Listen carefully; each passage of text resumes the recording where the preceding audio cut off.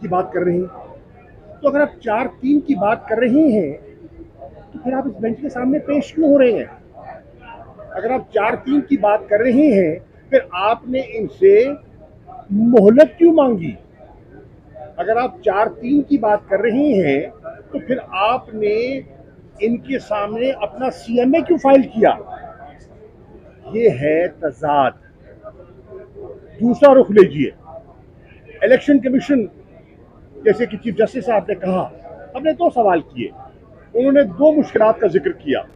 एक, हमें वसाइल दरकार हैं, 21 अरब मांगे, और सिक्योरिटी। न इन्होंने वसाइल देने थे न दिए, और पार्लियामेंट को बतौर ढाल इस्तेमाल किया। अदालत उज़्मा को डिफाई करने के लिए पार्लियामेंट को बसियत ढाल इस्तेमाल किया गया है। और कौन नहीं जानता, बच्चा बच्चा जानता है कि पार्लियामेंट को 2 खानदान इस्तेमाल कर रहे हैं, अपनी सियासत की नजर कर रहे हैं। बकौल शाहिद खाकान अब्बासी 20 अरब रुपया आटे पे उसका गबन का वो जिक्र कर रहे हैं। 20 अरब रुपया आटे पे जाया, जो कि लोगों को जाना चाहिए था, नहीं गया। 21 अरब कौम के लिए नहीं दे सकते, 84 अरब वहां दे दिया, 20 अरब ज़िया हो गया, 21 अरब की दिक्कत आ रही है। फिर बजट का जिक्र, ट्रेड पॉलिसी का जिक्र। तहरीक इंसाफ इस नतीजे पे पहुंची है, ये हीले बहाने हैं। कि सुप्रीम कोर्ट के फैसले को, जो आईनी फैसला है, उससे नजर चुराने के हीले बहाने हैं। हमने हर मुमकिन कोशिश की। फिर आपकी डिमांड्स क्या थी? 3। एक, हम चाहते हैं कि पूरे मुल्क में बैक वक्त एक ही दिन इलेक्शन हो जाए। आपकी दूसरी डिमांड क्या थी? कि केयर टेकर सेटअप के अंदर इलेक्शन हो जाए ताकि इंतशार ना हो। तीसरी, इलेक्शन के बाद सब जमातें नताइज कबूल करें। हमने तीनों डिमांड्स अपने इसमें परो दी, हमने इसमें परो दी, और ये डॉक्यूमेंट अब सुप्रीम कोर्ट की अमानत है। और हमने पॉलिटिकल प्रोसेस के जरिए पॉलिटिकल कंसेंसस पैदा करने की कोशिश की, और हमने लीगल जो रुकावटें आड़े आ रही थी, हमने उसमें भी सजेस्ट किया कि हम लीगल हर्डल को, जो आर्टिकल 224 की कदगन है, उस पर अबूर पाया जा सकता है। तो कैसे पाया जा सकता है? हमने वो भी तजवीज़ इस पे परो दी कि हम जाने को तैयार हैं, हम वोट देने को तैयार हैं, हम 1 टाइम कॉन्स्टिट्यूशनल अमेंडमेंट के लिए तैयार हैं, अमेंडमेंट के लिए हम तैयार, 1 डे के लिए हम तैयार, केयर टेकर के लिए हम तैयार, नताइज को तस्लीम करने के लिए हम तैयार। आपने क्या किया? आप तो उसी बात पर अड़े हुए हैं, उसी बात पर अड़े हुए हैं कि ये सिंध और बलूचिस्तान की असेंबलियों का हमें एहसास है, होना चाहिए। हमारे भाई हैं, बलूचिस्तान बहुत अहम है, सिंध बहुत अहम है, और मेरा तो सिंध के साथ 800 साल पुराना रिश्ता है। लेकिन क्या पंजाब और खैबर पख्तूनख्वा की असेंबलियाँ जो है, उनकी कोई कीमत नहीं है? क्या वो मुंतखब लोग नहीं थे? क्या उनके जज्बात नहीं थे? क्या उन्हें नुमाइंदगी दरकार नहीं है? हमने क्यों किया? हम एमएनएज हैं, एमएनएज खड़े हैं यहाँ, हमें असेंबली से बाहर रखा गया है। हम मुस्तफियों के बाहर क्यों आए? एक मकसद के हसूल के लिए ना, इंतखाबात के लिए। और मुसलसल 1 साल हमने इंतखाबात की जुस्तजू की। एक तरफ मेज पे बिठाते हैं, दूसरी तरफ मुकदमे बनाते हैं, एक तरफ मेज पे बिठाते हैं और दूसरी तरफ गिरफ्तारियां करते हैं। 33 मेरे कारकुनों को गिरफ्तार किया गया इस्लामाबाद हाई कोर्ट के सामने। क्यों? उनका गुनाह क्या था? उनका कसूर क्या था? अली अमीन गंडापुर को एक अदालत से दूसरी अदालत मतलब लेके फिरते रहे, जमानतें होने के बावजूद रिहाई न मिली। क्यों? मुराद सईद पे कल मुकदमा दर्ज किया गया है।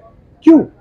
क्या ये मुज़ाकरात को साजगार करने के लिए, माहौल को इनेबलिंग बनाने के लिए किया गया है? इसके बावजूद हम बैठे मेज पर। हमारी एक जमहूरी जमात है, हमारी जमात में लोग खुल के बात करते हैं, और आप जाके देखें हमारे सोशल मीडिया को, बहुत से लोगों ने बहुत सी बातें की। कई दफा लोग शाह से ज्यादा शाह के वफादार बनने की कोशिश करते हैं, लेकिन हमने अपना फोकस रखा किस पर?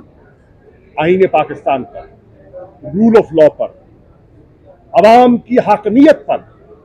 जैसे कि चीफ जस्टिस ने कहा, हाकमियत अल्लाह की है और उसका इजहार उसके मुंतखब नुमाइंदों के जरिए होता है। तो हमने क्या किया? हम क्या मुतालबा कर रहे हैं? हम उन लोगों को जिनको अल्लाह के बाद हाकमियत का रोल दिया गया है, सॉवरेन कहा गया है, हम कह रहे हैं उनके दरवाजे पे जाओ। आप उनके दरवाजे पे जाने से कतरा रहे हैं क्यों? घबरा रहे हैं क्यों? दयानतदारी से हम इस नतीजे पे पहुंचे कि इनमें डिफाइंस का वो फैसला कर चुके हैं और एरोगेंस का वो मुजाहिरा कर चुके हैं। और ये दो लफ्ज अंग्रेजी के हैं, जो समझते हैं वो समझ के मैं क्या कह रहा हूं। They are arrogant and they are defiant. They want to undermine the Constitution of Pakistan, and they want to ridicule the highest forum of justice in this country, which is the Supreme Court of Pakistan. Tehreek Insaf आज का नहीं, कल का सोच रही है। तहरीक इंसाफ आज का नहीं, आने वाली नस्ल का सोच रही है। ये आइन रहेगा इंशाअल्लाह, ये मुल्क रहेगा इंशाअल्लाह, इंतखाबात होंगे इंशाअल्लाह। हम कोई ऐसी रिवायत नहीं डालना चाहते कि जिसकी आड़ में कभी फंड्स के जरिए और कभी सिक्योरिटी के जरिए वो ये आइन से आंख चुराएं। और सही कहा चीफ जस्टिस साहब ने कि आपके पास क्या गारंटी है कि 8 अक्टूबर जो इलेक्शन कमीशन कह रहा है, तारीख आपने दी, 8 अक्टूबर को सिक्योरिटी दुरुस्त हो जाएगी? क्या गारंटी है? तो ये सब चीजें जो है, ये सामने रखकर मैं बोझल दिल से कह रहा हूं, पूरी लचक दिखाने के बावजूद कह रहा हूं कि इसके बाद अब तहरीक इंसाफ क्या कर सकती है। हम सिर्फ अल्लाह से दुआ कर सकते हैं, उसकी मदद मांग सकते हैं और पाकिस्तान की आवाम से रजू कर सकते हैं। और मेरी गुजारिश पाकिस्तानियों से, जो जिनके दिल में दर्द है इस मुल्क का, जो आइन के मुहाफिज बनना चाहते हैं, जो रूल ऑफ लॉ के अलंबरदार हैं, कि कल बरोज हफ्ता शाम 5:30 बजे हर गांव में, हर कस्बे में, हर करिया, हर शहर में, हर यूनियन काउंसिल में आप आइन के दिफा के लिए आवाज बुलंद करें। आप सुप्रीम कोर्ट की इंडिपेंडेंस के लिए, उसकी अजमत के लिए आवाज बुलंद करें और आप रूल ऑफ लॉ के लिए खड़े हो जाएं।